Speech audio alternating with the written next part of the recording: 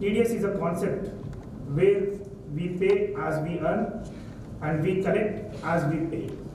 So in the case of taxpayer, the tax is collected when he is getting the revenue, and in the case of deductor, that is the organization company which is paying the taxes, which is paying on to the deductee, it is collecting taxes in right time as it pays, and it has, that it will reduce the tax burden on the taxpayer, because the moment we don't pay our tax liability, there is an interest under section 234A, B, C on.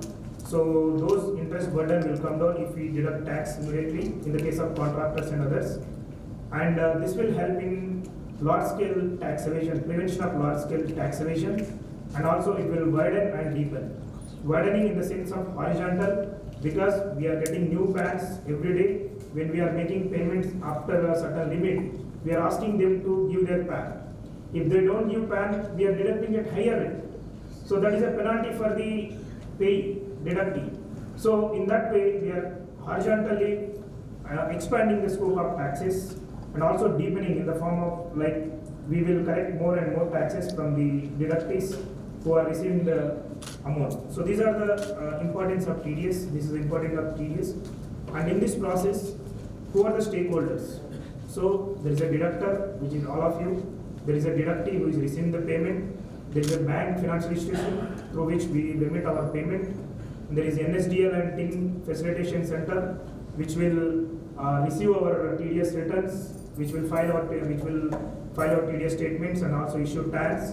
And IT department, which monitors all these things. And in IT department, it is CPC, TDS, and traces. So all this we all know. So I will not emphasize much on this. I'll brush you through important provisions. So you all know that there are many important provisions which we all are dealing daily. So salary is one important provision where when we are paying more than 2.5 lakhs in a year, the payer has to deduct on behalf of payee, and the same amount has to be remitted. And all the salaries salary includes all the pay and allowances, perquisites, and other payments. So you know that there is the new circular, latest circular of 2020, dated 3rd December 2020. It has clearly mentioned what are the components of salary which will be fully taxable, partially taxable, and exempt. So kindly go through this circular and deduct correctly in the case of salary, because if you deduct short, the liability will arise on the taxpayer deductee, and his TDS will not be sufficient to take care of his tax liability, and in his case there will be interest, and for you also there will be notice that you have deducted short in his case.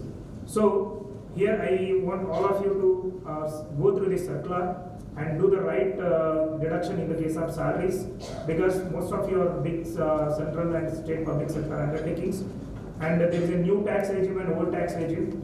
So employees have the option to choose between the two, and accordingly you have to do, and accordingly you have to remit and file the TDS return. Otherwise, the majority of grievances which we receive are from the salaried class employees, which comes because their TDS is deducted, but it is not remitted, either remitted but it is not rightly filed, and the taxpayer is not getting credit for the TDS which is deducted by the deductor.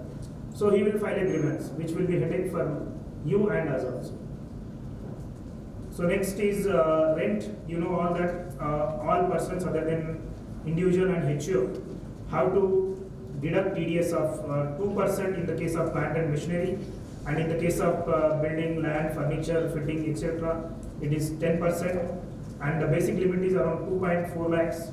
And if there is no PAN of the deductee, we have to deduct at 20%. So that is a penalty for them for not having PAN. There is another provision in the case of individuals and HOs who are not audited, who are not liable to be